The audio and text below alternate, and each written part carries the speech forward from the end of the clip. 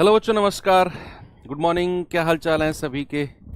तो भाई चलिए शुरू करते हैं अपनी क्लास परसेंटेज। और पार्ट नंबर 9 हम लोगों का चलने वाला है।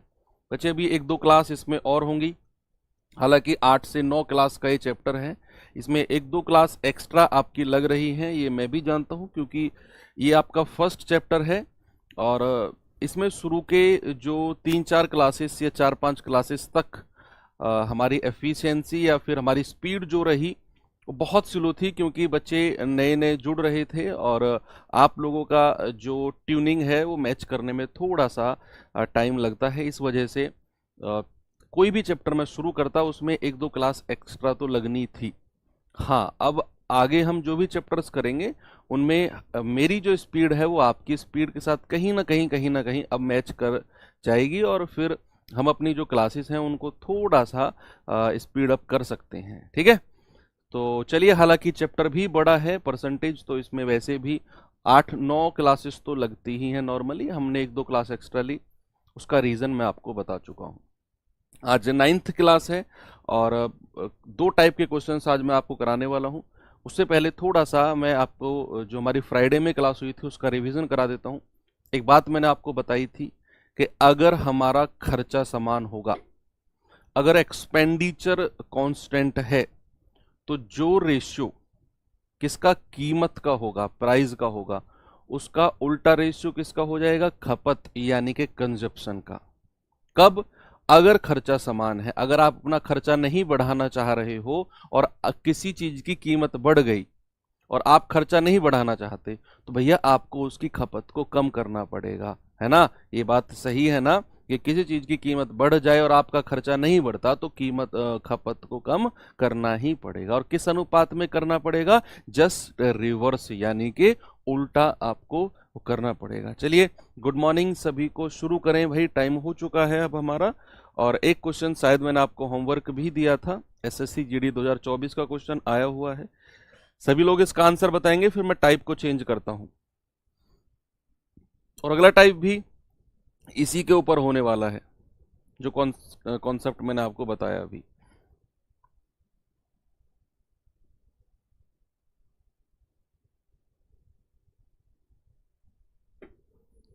चलिए बताएंगे बच्चे जल्दी से जवाब।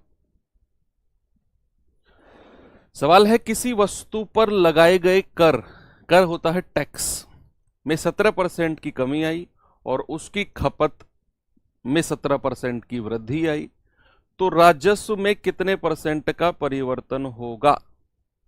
बच्चे आपको एक फॉर्मूला मैंने बताया था। क्या बताया था?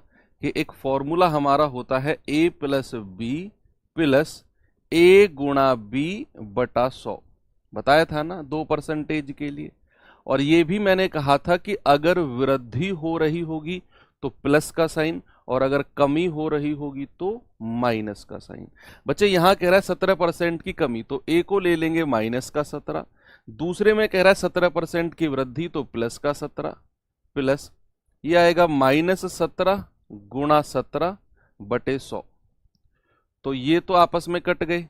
17 गुणा 17 कितना होता है बच्चा? 289, और वो भी माइनस का, और बटा 100%, है ना। ये हो जाएगा माइनस का 2.89%।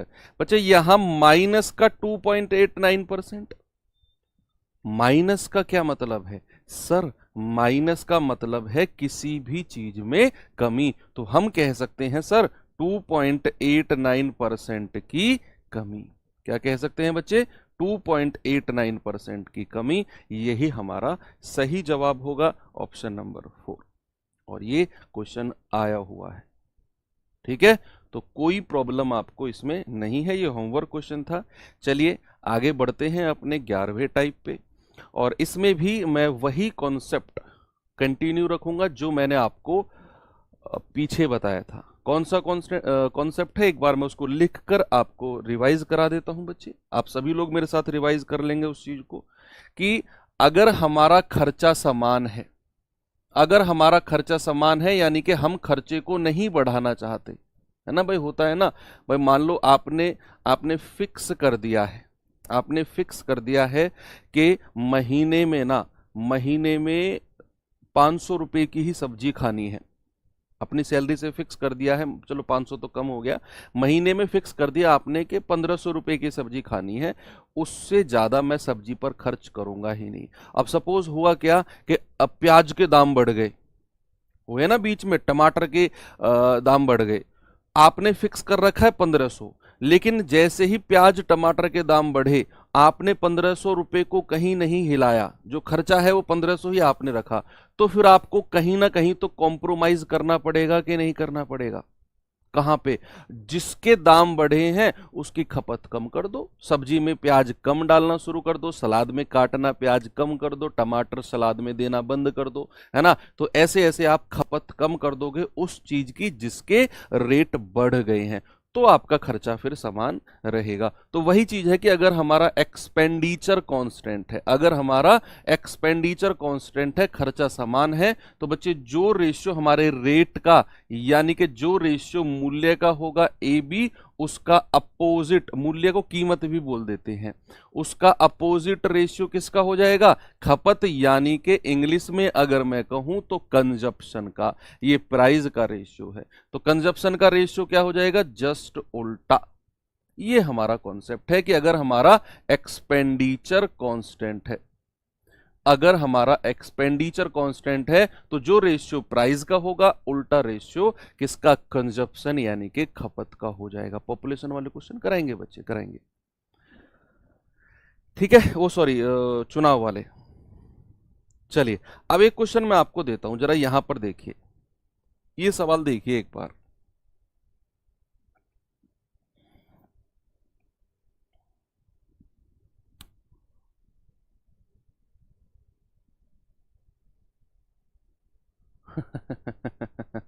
एक वस्तु की कीमत 25% कम हो जाती है, इसीलिए खर्चे को समान रखने के लिए परिवार ने उस वस्तु की खपत में 20 किलोग्राम की वृद्धि कर दी। पहले खपत कितनी थी?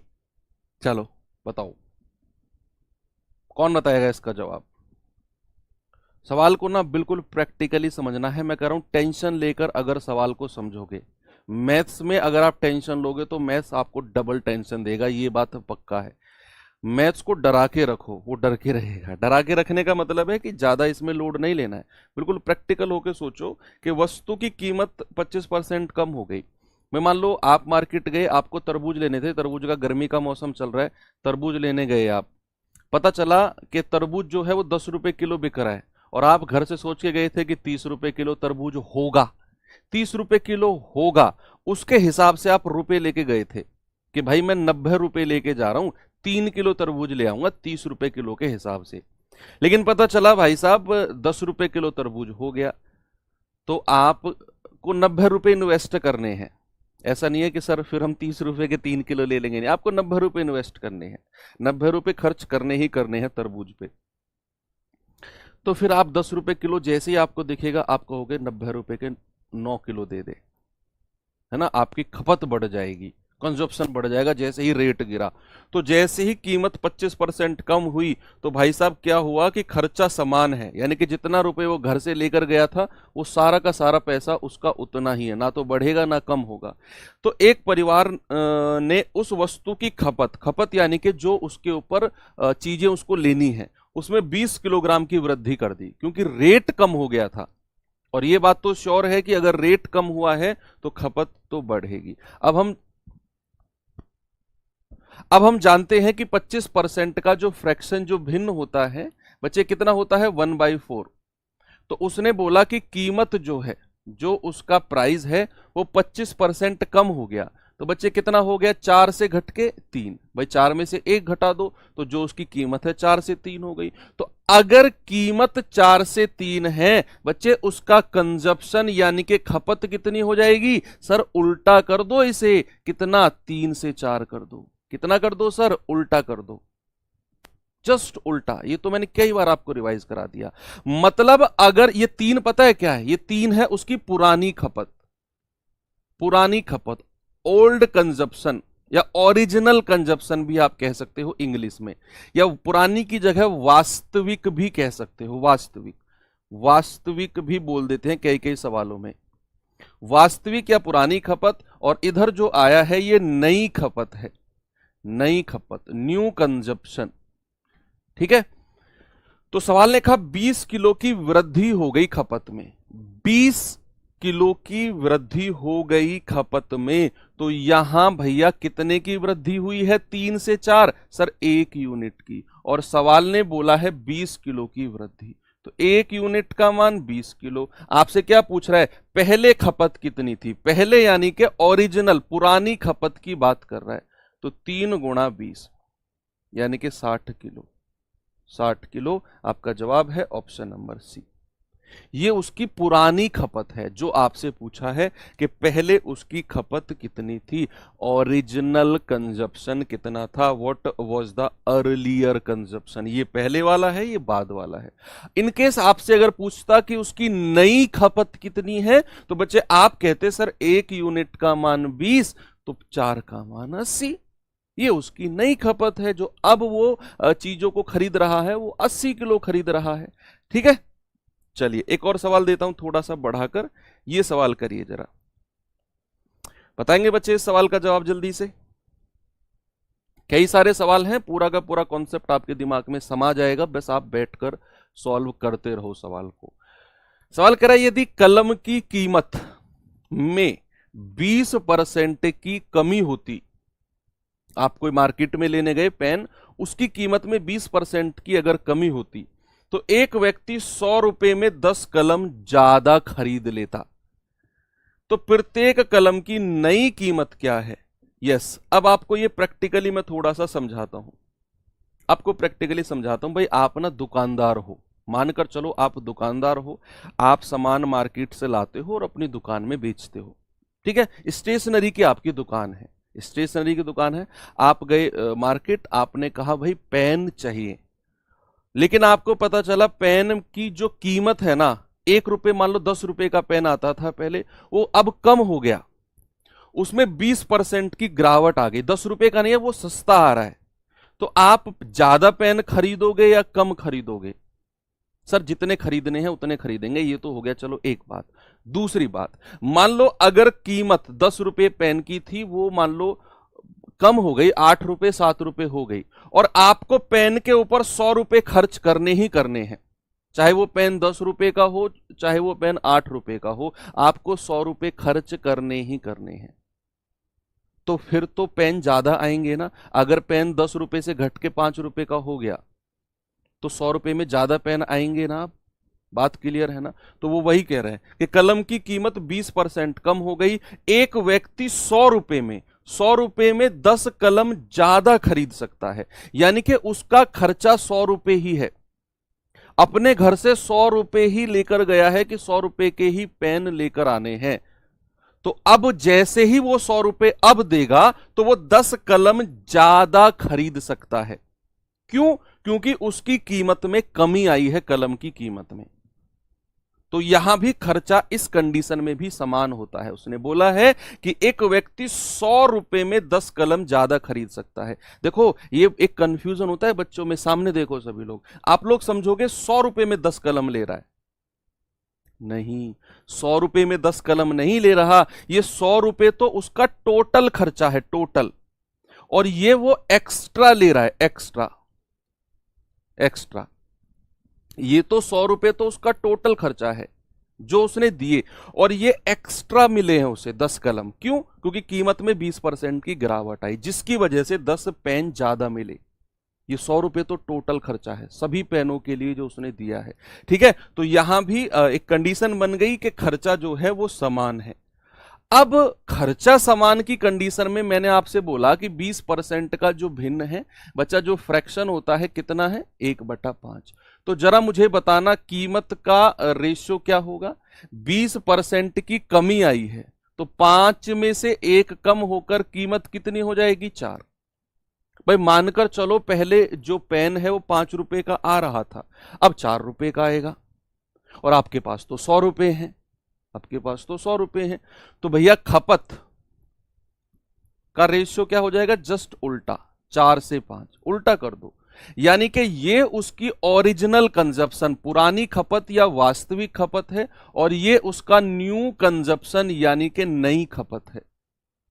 ये ओरिजिनल या वास्तविक खपत और ये नई खपत। आपसे कह रहा है 10 कलम ज्यादा खरीदेगा, तो बच्चे यहां कितना ज्यादा खपत हो रही है सर? 1 यूनिट, और सवाल के हिसाब से 10 कलम ज्यादा है। आपसे पूछा क्या है? सबसे पहले देखो बच्चा, आपसे पूछा है नई कीमत। सुनो, अब यहां नए सवाल बनते हैं आगे। सभी लोग सामने देखो, आपसे बच्चा यहां पूछा है उसकी नई कीमत। नई कीमत के लिए आपको एक चीज ध्यान रखनी है, आपको नई खपत का पता होना जरूरी है। नई खपत का तो आप पता करेंगे कि 1 यूनिट का मान अगर 10 कलम है तो नई खपत कितनी हो जाएगी? नई खपत होगी सर 5 गुणा 10, दैट इज 50 कलम। नई खपत कितनी है? 50 कलम। नई कीमत कितनी हो जाएगी? नई कीमत हो जाएगी आपका 100 रुपए टोटल उसकी जेब में है, और बटे नई खपत कर देंगे यानी कि 2 रुपया। तो अब जो नई खपत है ना, वो 1 पेन 2 रुपए का है। अब नई कीमत पूछा है ना, नई कीमत का मतलब है कि जो 1 पेन है वो अब 2 रुपए का है। 2 रुपए का। अगर आपसे कहता उसकी ओरिजिनल कीमत क्या है, या फिर वास्तविक कीमत क्या है, या फिर पुरानी कीमत क्या है, तो आपका जवाब क्या होता? जल्दी से आप मुझे बताओ। अगर आपसे कहता उसकी ओरिजिनल कीमत क्या है, तो आपको फिर उसकी ओरिजिनल खपत का पता होना जरूरी था। ओरिजिनल खपत बताना जरा। 1 यूनिट का मान 10 कलम, तो 4 का मान कितना हो जाएगा? 40 कलम। 40 कलम। तो ओरिजिनल कीमत कितनी हो जाएगी? 4 सवाल बनते हैं इस तरह के में, 4 सवाल। ओरिजिनल कीमत आप कहेंगे सर 100 रुपए उसकी जेब में थे और 40 कलम वो लेके आ रहा है, तो 20 दूनी 40, 20 पंजे 100, 5/2 यानी कि 2.5 रुपया प्रति कलम। ये 4 क्वेश्चन बनते हैं बच्चे इस तरह के सवाल में, 4। इसके अलावा और कोई सवाल नहीं बनता है। मैं आपको बता देता हूं, एक सवाल तो बनेगा उसकी नई खपत क्या है, एक सवाल बनेगा उसकी ओरिजिनल खपत क्या है, एक सवाल बनेगा नई कीमत क्या है, और चौथा क्वेश्चन बनता है ओरिजिनल कीमत क्या है। इन 4 सवाल में से कुछ भी आपसे पूछ सकता है किसी भी सवाल में। ठीक है, मैंने इसी क्वेश्चन में आपको चारों क्वेश्चन करा दिए हैं। ठीक है, अगले सवाल पे चलते हैं। जरा ये सवाल देखिए, कोशिश करो कि इसमें आप जवाब दे पाओ। वही सवाल है, चीनी के मूल्य में 20% की कमी होने के कारण सुधीर को 960 रुपए में 6 किलोग्राम अधिक चीनी मिलती है। अधिक चीनी का प्रति किलोग्राम घटा हुआ मूल्य। घटा हुआ मूल्य का मतलब है वो नया मूल्य आपसे पूछ रहा है। भाई किसी भी चीनी का जो मूल्य है वो कब घटेगा? जब उसके मूल्य में कमी आएगी। अब सवाल को फिर से पढ़ो। उसने कहा चीनी का जो मूल्य है ना, जो चीनी का कीमत है, जो चीनी का रेट है, वो 20% कम हो गया। अगर चीनी का रेट 20% कम हो गया तो सुधीर को 960 रुपए में 6 किलोग्राम ज्यादा चीनी मिलेगी। यानी कि सुधीर घर से 960 रुपए लेकर गया, मम्मी ने दिए, ये पकड़ 960 रुपए चीनी लिया। अब सुधीर पहुंच गया मार्केट। अब जैसे ही 960 रुपए लेकर सुधीर मार्केट पहुंचा, सुधीर को पता चला कि यार जो चीनी का 1 किलो की कीमत है ना, 1 किलो का जो रेट है वो 20% कम हो गया। अब सुधीर ने दुकानदार को 960 पकड़ा दिए कि जी जितनी भी आए इस 960 में उतनी चीनी दे दो। तो अगर 1 किलो पर 20% कम हुआ है मूल्य, तो 960 में ज्यादा चीनी आएगी या कम? खुद बताओ आप मुझे। सर 960 में तो ज्यादा चीनी आएगी अगर रेट कम हुआ है, और सवाल में लिखा भी है कि अगर रेट 20% कम हो गया ना, तो सुधीर 960 में 6 किलोग्राम ज्यादा चीनी ले लेगा। 6 किलोग्राम ज्यादा चीनी ले लेगा सुधीर। चलो ओके, ये बात भी क्लियर है। अब अगर मैं आपसे कहूं कि हमारा जो 20% है इसका फ्रैक्शन कितना होगा, सर इसका फ्रैक्शन होता है 1/5। अगर मैं कहूं कीमत का रेशियो कितना है, 20% कम हुआ है तो 5 में से 1 कम कर दो, ये आ जाएगा 4। तो खपत का रेशियो कितना हो जाएगा, खपत का सर जस्ट उल्टा, 4 से 5, 4 से 5। ओके, यानी कि ये उसकी पुरानी खपत है और ये उसकी नई खपत है। सवाल ने कहा भाई साहब वो तो 6 किलोग्राम ज्यादा चीनी ले रहा है, तो कितनी ज्यादा यूनिट ले रहा है, 1, और इसकी वैल्यू कितनी है, 6 केजी। आपसे क्या पूछा है, घटा हुआ मूल्य। और बच्चे घटा हुआ मूल्य के लिए हमको उसकी नई खपत का पता होना जरूरी है। नई खपत का पता करेंगे तभी उसका नया मूल्य पता कर पाएंगे। तो हमें नई खपत का पता चल गया कि 1 यूनिट अगर 6 है तो 5 यूनिट कितना है, 5 यूनिट है 30। 5 यूनिट कितना है, 30। 5 यूनिट कितना है, 30। अब हमें नया मूल्य चाहिए। नया मूल्य कितना होगा, नया मूल्य हो जाएगा भैया उसकी जेब में 960 रुपए हैं बटा 30, ये आ जाएगा आपका 32। ठीक है, कोई दिक्कत नहीं है किसी को भी।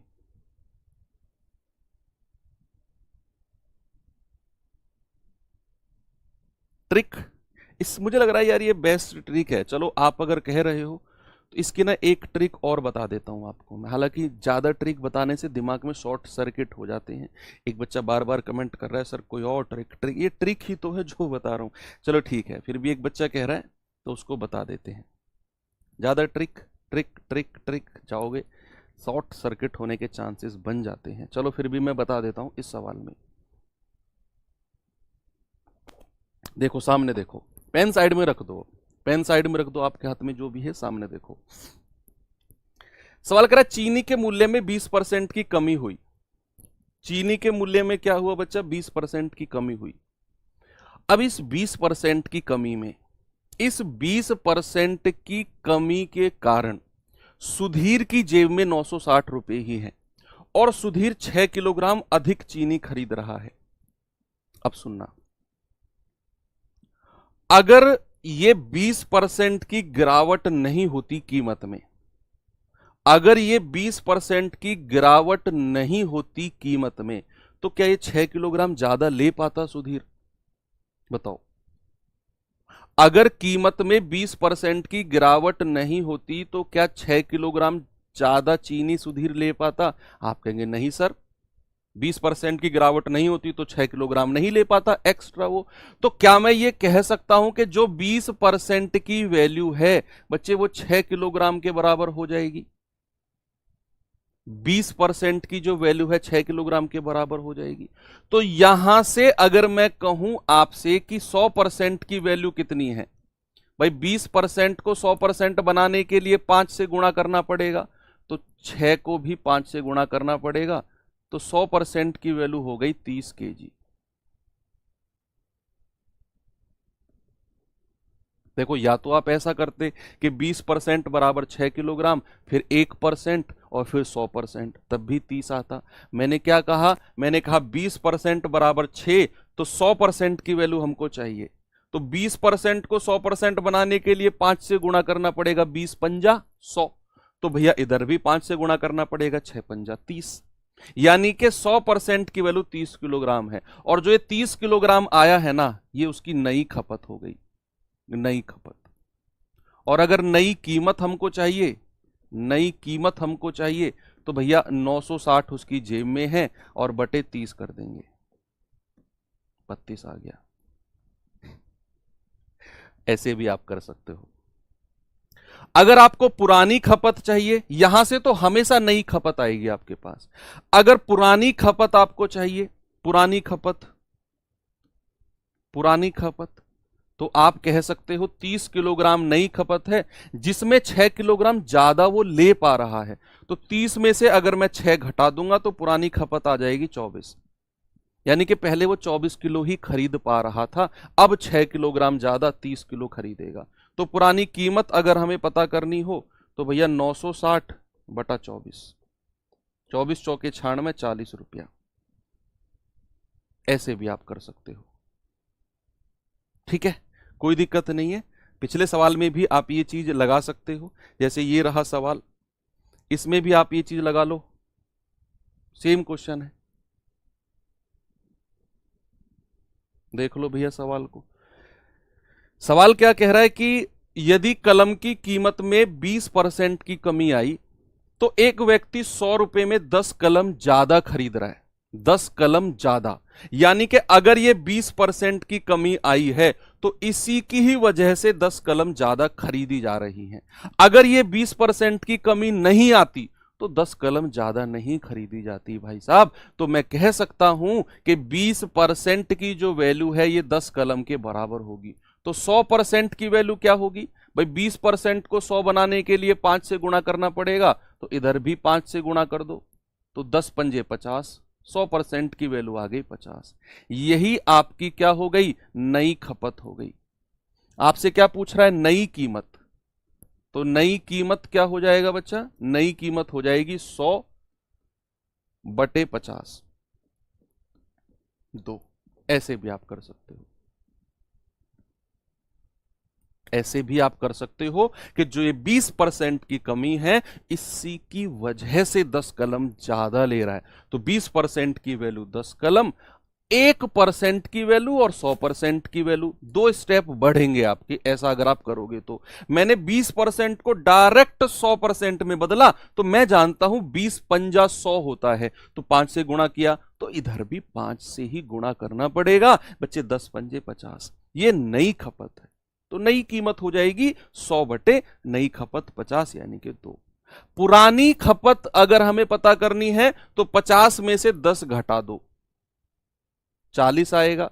पुरानी कीमत पता करनी है 100 बटा 40, ऐसे भी कर सकते हो। और बाकी ये तरीका तो मैंने आपको बताया है चारों सवालों का।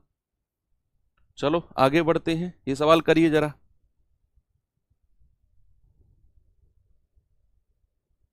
बताओ जल्दी से बच्चा इस सवाल का जवाब।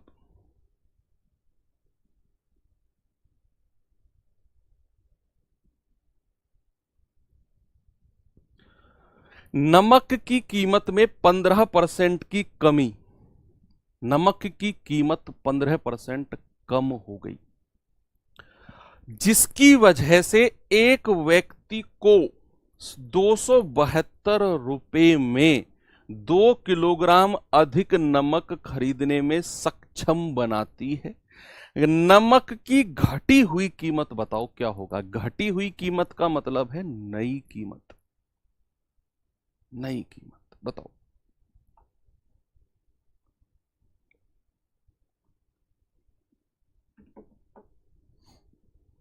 देखो भाई 15% की कमी आई है कीमत में, तो 15% का फ्रैक्शन कितना होता है बच्चे?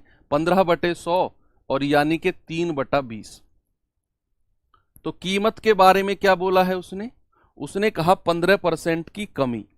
कमी से आप क्या समझते हो कि कीमत 20 में से 3 घट के कितनी हो गई? 17। कीमत कितनी हो गई बच्चे? 20 से घट के 17, 17। तो उसकी खपत कितनी हो जाएगी? कंजप्शन कितना हो जाएगा? सर जस्ट उल्टा कर दो, ये हो जाएगा 17 से 20। यानी कि ये उसकी पुरानी खपत है और ये उसकी नई खपत है, नई खपत है।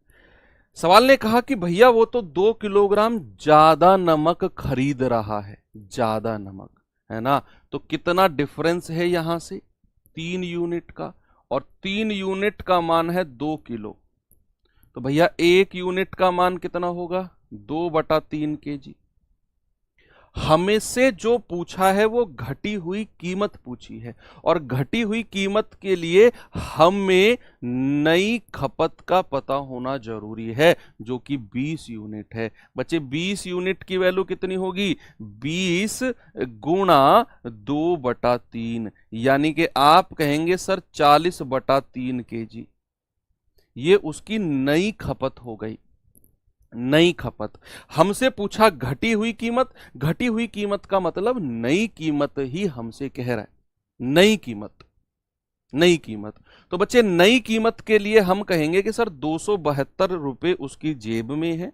नई कीमत के लिए हम क्या करेंगे बच्चे, 272 उसकी जेब में है बटा, और नई खपत कितनी है, 40/3, और ये बटा 3 जो है ये ऊपर चला जाएगा। ये आपका जवाब है, यही आपका बड़ा सिंपल सा जवाब है। आप कहेंगे कि सर ये तो हो गया 4 धाम 40 और 4 छिंग 24, 3 4 अट्ठू 32, ये कितना हो गया, 3 अट्ठे 24, हासिल का 2, 3 छिंग 18 और 2 20, 204/10, या फिर आप कह सकते हो 20.4।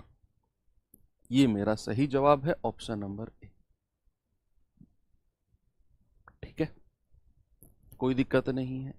आप इसे दूसरे मेथड से भी कर सकते हो, आपकी मर्जी, दोनों मेथड इसमें वैलिड है। कि भैया जो नमक है, देखो अगर, देखो सुनो बच्चों, मेरी बात सुनो, रुको रुको रुको।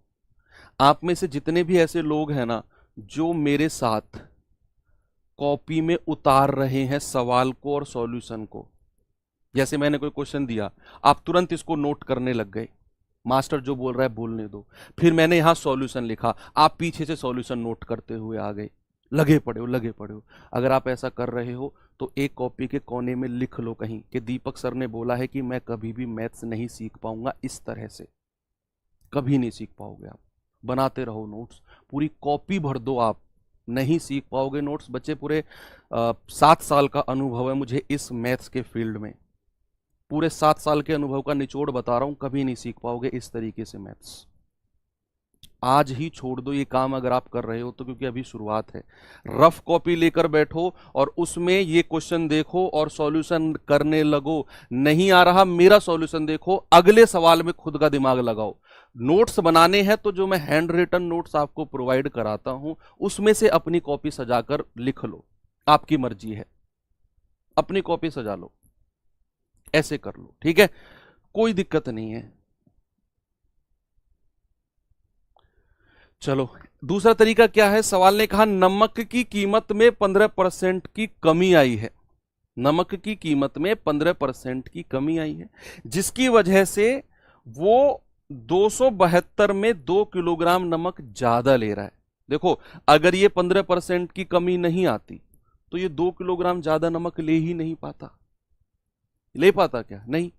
तो मैं कह सकता हूं क्या कि 15% की जो कमी है या 15% की जो वैल्यू है यही 2 किलो के बराबर होगी।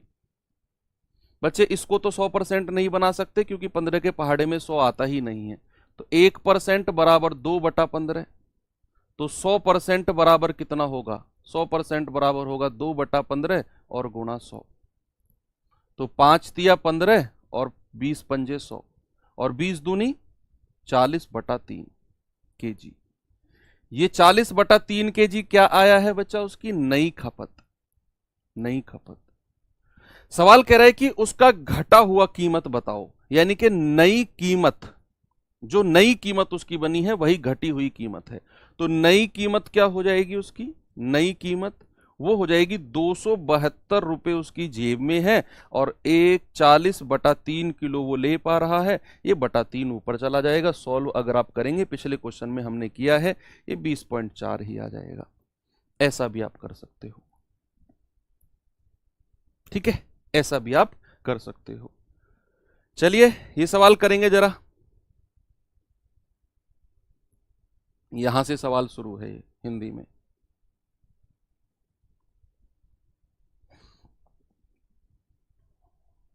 बताओ भाई जल्दी से जवाब।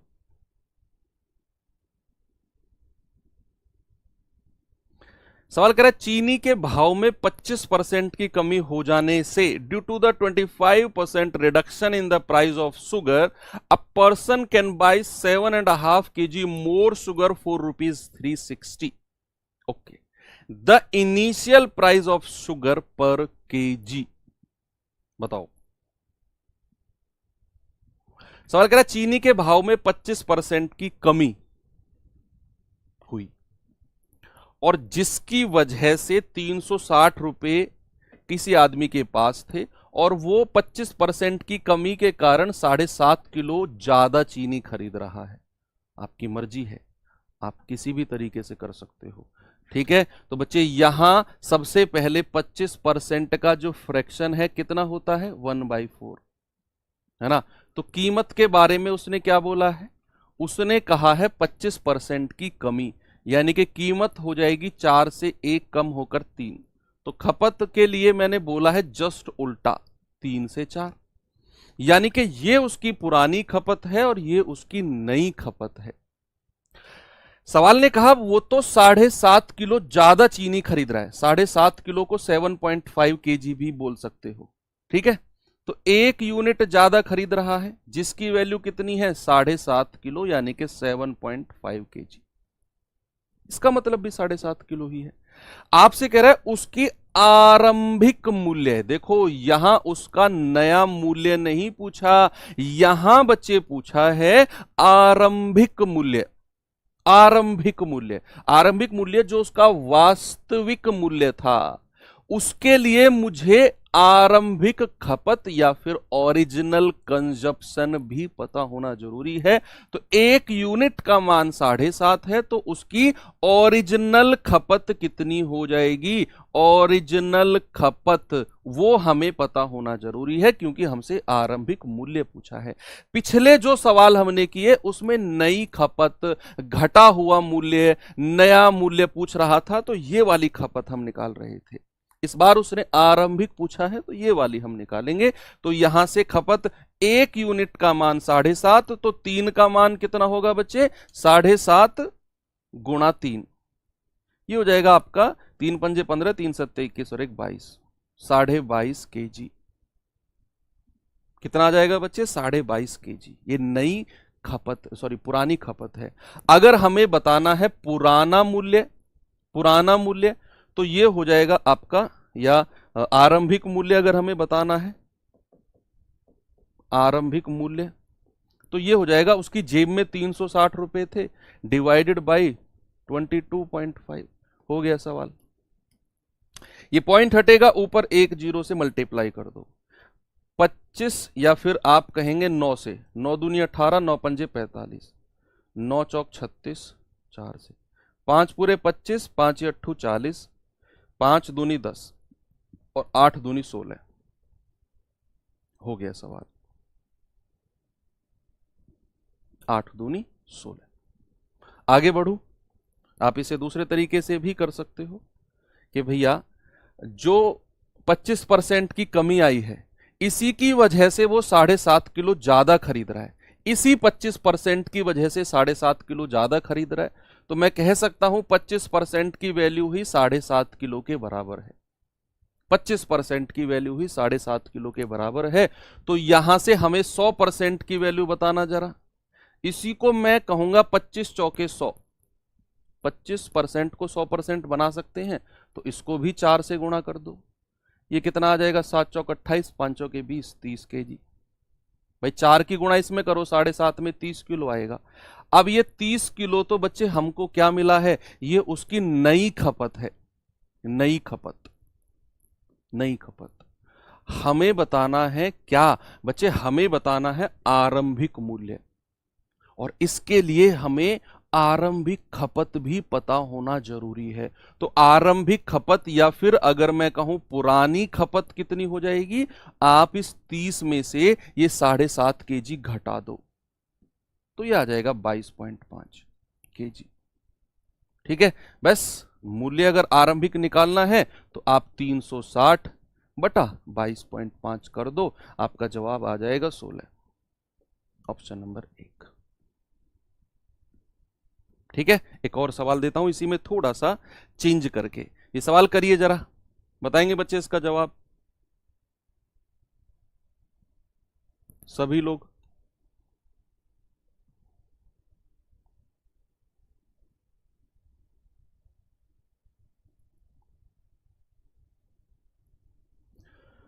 सवाल है कि अंडे के की मूल्य में 30% की वृद्धि हो, अंडे के मूल्य में 30% की वृद्धि हो, तो 7.8 रुपए में 3 अंडे कम मिलते हैं। बताओ अंडों की प्रति दर्जन कितना मूल्य है? प्रति दर्जन क्या मूल्य है बताइए।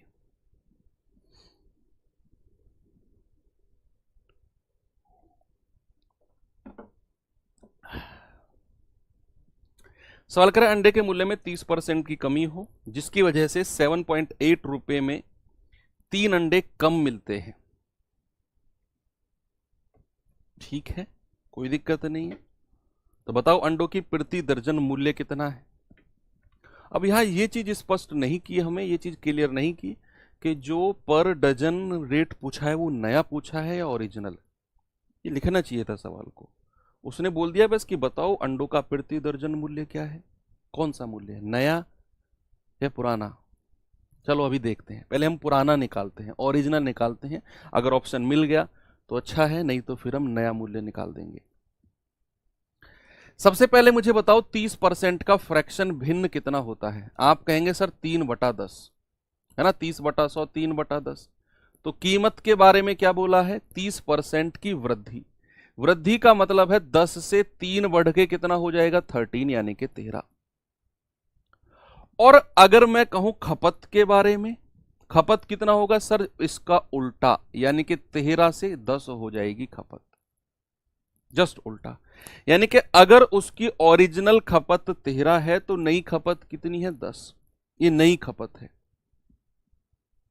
डिफरेंस कितना है खपत का, अंतर कितना है, 3 यूनिट। भाई 13 में से 10 घटाओ 3, और इसी की वजह से वो 3 अंडे कम खरीद रहा है। तो 3 यूनिट का मान कितना, 3 अंडे।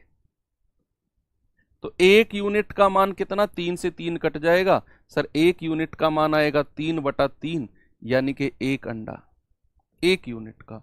जरा मुझे बताना, मैं नई कीमत निकाल रहा हूं, नई कीमत, ठीक है, नई कीमत निकाल रहा हूं मैं। तो 10 यूनिट का मान कितना होगा, 10 यूनिट का हो जाएगा 10 अंडे। ये उसकी नई खपत आ गई, नई खपत, ये नई खपत है। और अगर हमें नई कीमत निकालनी है, नई कीमत कितनी होगी भैया, उसकी जेब में कितने हैं, 7.8 रुपए बटे 10 अंडे, 10 से डिवाइड कर देंगे। ये उसकी नई कीमत है, नई कीमत।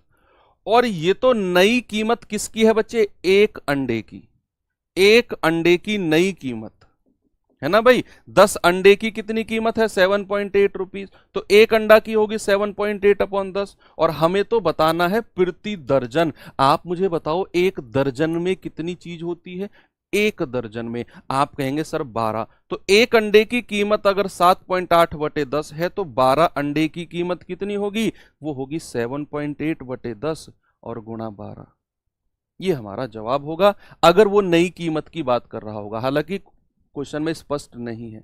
अगर हमारा आंसर मैच नहीं किया तो फिर हम पुरानी कीमत निकालेंगे, फिर पुरानी निकालेंगे, ठीक है। तो ये पॉइंट हटेगा, बटा 0 आ जाएगा, आएगा 12 × 96, हासिल का 9, 12 × 7 = 84 और 9 होता है 93 और बटे 100, ये आ जाएगा 9.36 रुपीज।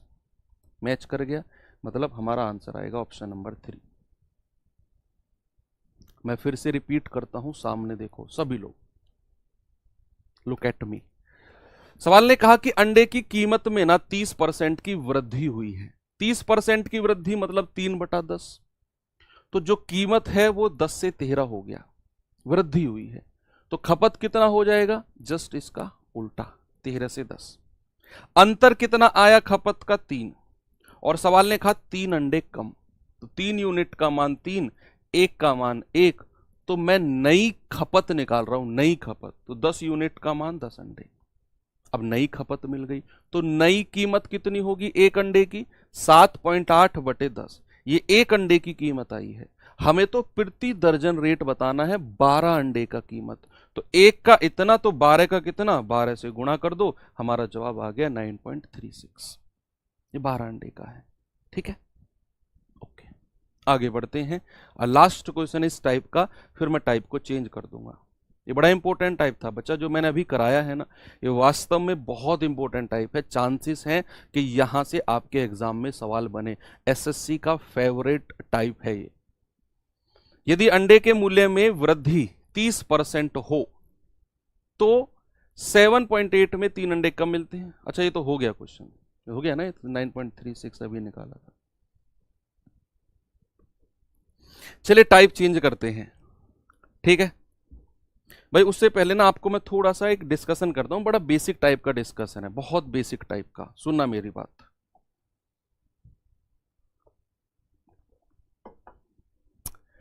कि आप मुझे बताओ, किसी बच्चे के या किसी एग्जाम में, वो एग्जाम 100 नंबर का है, 100 मार्क्स का पेपर है, 100 मार्क्स का पेपर है, कोई भी पेपर आप मान सकते हो। और उसके जो पासिंग मार्क्स है ना, क्वालिफाइंग जो मार्क्स बोलते हैं जिसको, क्वालिफाइंग मार्क्स, क्वालिफाइंग जो मार्क्स है ना उसके, मैंने कहा वो 40 नंबर है। 40 नंबर क्वालिफाइंग मार्क्स है। इस बात से आप क्या समझते हो? 100 नंबर का कोई पेपर है और उसके जो क्वालिफाइंग मार्क्स हैं, क्वालिफाइंग मार्क्स का मतलब है 40। इसका मतलब क्या है कि अगर बच्चा 40 नंबर लेकर आता है तो वो जस्ट पास हो जाता है। जस्ट पास, टॉप नहीं करेगा 40 पे, 40 वाला बच्चा जस्ट पास होगा। और अगर किसी बच्चे के सपोज 39 नंबर हैं या 39.5 नंबर हैं, तो क्या वो पास हो पाएगा? किसी के 39 नंबर हैं, 39.5 नंबर हैं, क्या वो पास हो पाएगा? नहीं सर। अगर पास होना है ना तो एग्जैक्ट ये डिजिट चाहिए ही चाहिए, 40। इसके अलावा इससे कम अगर एक पॉइंट भी है ना, 40 से कम, तो वो फेल हो जाएगा सर, क्योंकि ये तो बाउंड्री लाइन है। क्वालिफाइंग मार्क्स का मतलब होता है बच्चे बाउंड्री लाइन। इस बाउंड्री से नीचे अगर आप रहे तो भाई चाहे आप 1 इंच रहो, वो आर्मी की रेस देखी है आपने, आर्मी की रेस में क्या होता है, 1 इंच भी अगर कोई बच्चा रह गया ना रस्सा खींचने पर, तो भाई साहब मजाल है कि फौजी उसको अंदर आ जाने दे, कहते हैं नेक्स्ट टाइम ट्राई करना, जा भाग। 1 इंच भी, तो 1 इंच की कीमत उन बच्चों को ज्यादा पता होगा, है ना। तो वही चीज है कि अगर 1 पॉइंट भी कम है इस 40 से तो फेल है।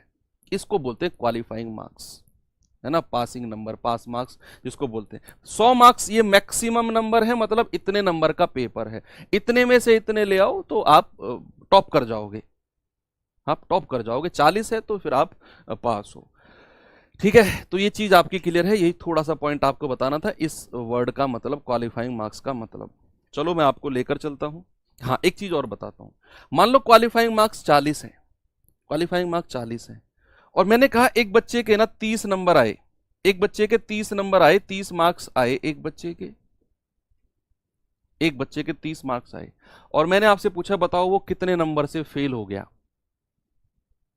मैंने आपसे बोला कि एक बच्चे के 30 नंबर आए तो वो कितने नंबर से फेल हो गया, तो आप कहोगे 100 में से 30 घटाओ सर 70 नंबर से फेल हुआ है, या 40 में से 30 घटाओ 10 नंबर से फेल हुआ है, क्या आप कहोगे बताओ।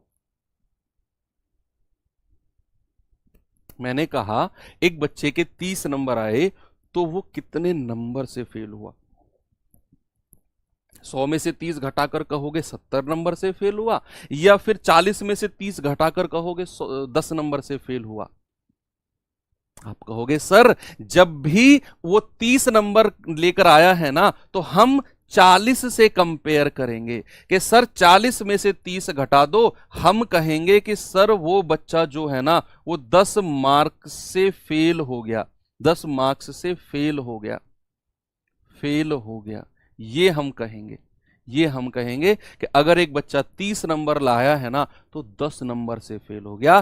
तो जब भी फेल या पास का कंपैरिजन, तुलना की जाती है ना बच्चे, वो क्वालिफाइंग मार्क्स में से की जाती है, टोटल में से नहीं। अगर वो 30 लाया है तो 10 नंबर से फेल हुआ है, इससे कंपैरिजन करेंगे। मान लो एक बच्चा दूसरा है जिसके 44 नंबर आ गए, जिसके 44 मार्क्स आ गए, तो कितने नंबर से पास हो गया ये बता दो आप मुझे। एक बच्चा है जिसके 44 नंबर आ गए, और मैं आपसे पूछता हूं कितने नंबर से पास हुआ है। देखो 44 नंबर है, ये पास तो हो गया, कितने नंबर से पास हुआ है, अगर ये सवाल कहीं मिले ना कि कितने नंबर से पास हुआ है, तो आपने अगेन कंपैरिजन इस 40 से ही करना है कि सर इस बच्चे के 44 नंबर हैं और पास होने के लिए केवल 40 नंबर चाहिए, तो सर ये तो 4 नंबर ज्यादा ले आया, यानी कि मैं कह सकता हूं कि सर 4 नंबर से पास हो गया, 4 नंबर से पास हो गया, पास हो गया, पप्पू पास हो गया। ठीक है, तो 4 नंबर से पास हो गया, ये मैं कह सकता हूं।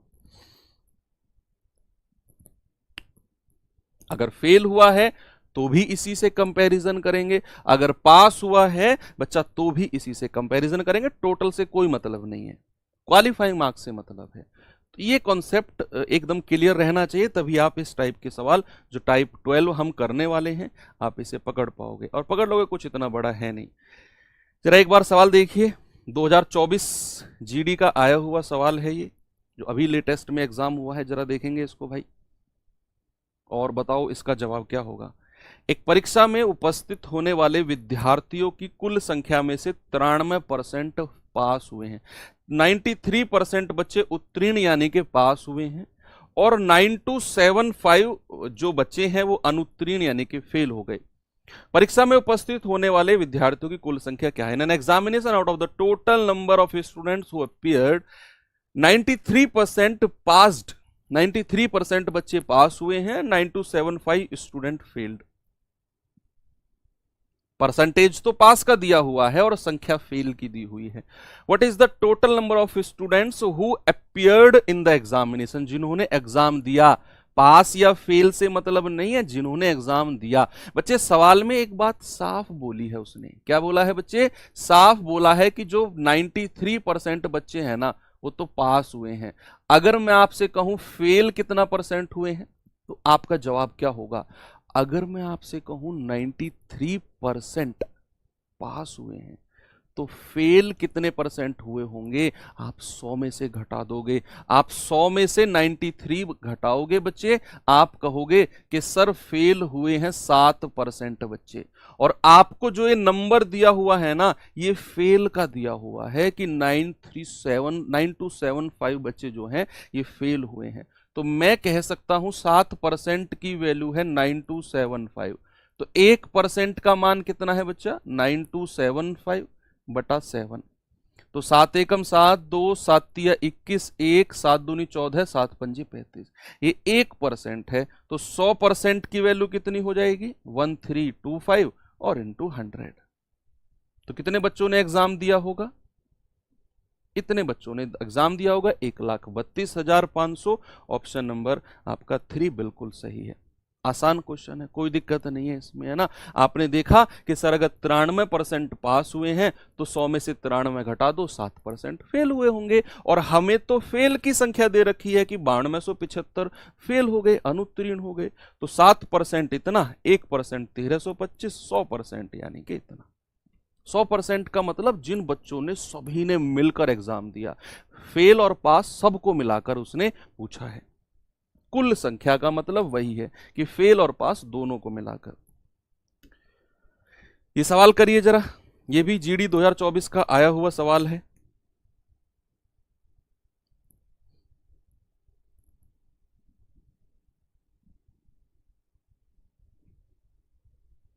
बताओ।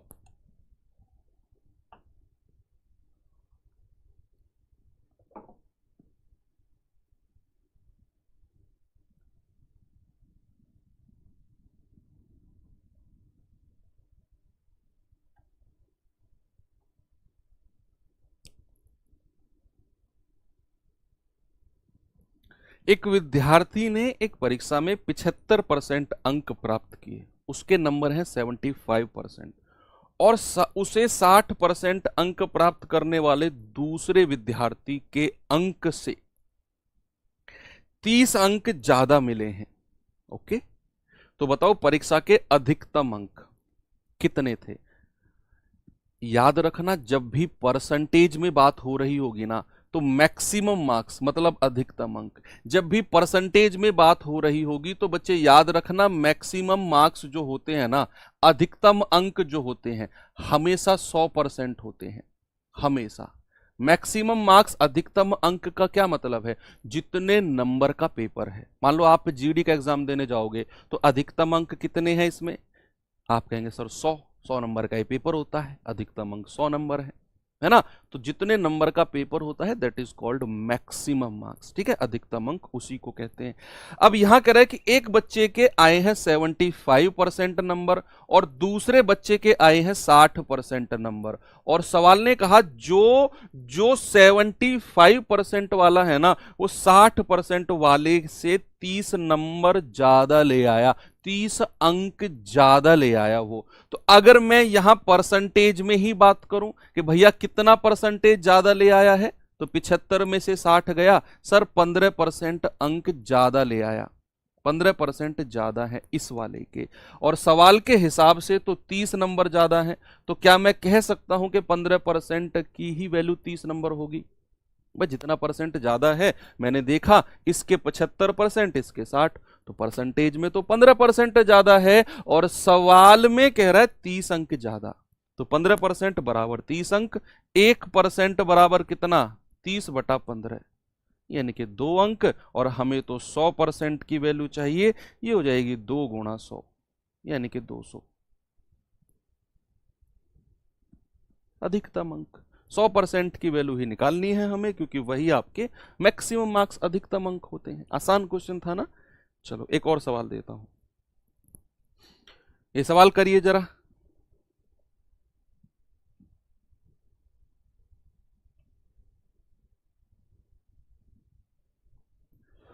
एक परीक्षा में एक छात्र को पास होने के लिए अधिकतम अंक का 35% प्राप्त करना है। भाई अगर पास होना है ना तो जो मैक्सिमम मार्क्स होते हैं, अभी मैंने बताया 100% होते हैं, उसका 35% चाहिए ही चाहिए। कह रहा एक छात्र ने 70% अंक प्राप्त किए और 70 अंक से फेल हो गया, 70 अंक से फेल हो गया। तो बताओ परीक्षा में अधिकतम अंक कितने थे? ये दोनों कॉन्सेप्ट मैंने आपको बताए हैं कि अगर उसके 70 अंक आए हैं और 70 नंबर से फेल हो गया तो कितने नंबर उसे पास होने के लिए चाहिए? 70 और 70। आप ये सवाल ना मैं आपको होमवर्क दे रहा हूं, आप खुद के ऊपर सोचना, आप खुद के ऊपर सोचना कि यार अगर मेरे नहीं किसी और के बारे में सोचना कि यार इसके अगर 70 नंबर आए और ये 70 नंबर से फेल हो गया तो कितने नंबर इसके आने चाहिए थे जब ये पास हो जाता। आपका दिमाग काम करने लग जाएगा, और फिर उसी को आप 35% के बराबर कर देना, क्योंकि सवाल कह रहा है कि पास होने के लिए 35% नंबर चाहिए, और इनको आप देख लेना कितने नंबर चाहिए। 35% बराबर वो 1%, 100% आपका आंसर आ जाएगा। कल हम यहीं से शुरुआत करेंगे, ये आपके लिए होमवर्क है। और बच्चे कल वेन आरेख वाले क्वेश्चंस भी आपको मैं करा दूंगा, वेन डायग्राम वाले क्वेश्चंस है, इसके भी 2-4 क्वेश्चंस और बचे हुए हैं। तो वेन आरेख वाले क्वेश्चन, और फिर कल ही हम चुनाव वाले सवालों पर शिफ्ट कर जाएंगे। और एक सवाल अभी और एक टाइप का और बचा हुआ है कि जो उसकी सैलरी का हिस्सा वो बांटता है कि इतना % हिस्सा यहाँ बांट दिया, उतना % यहाँ, उतना % यहाँ, वो वाला। ठीक है, तो चलिए मिलते हैं कल के सेशन में। थैंक यू, बाय बाय, जय हिंद।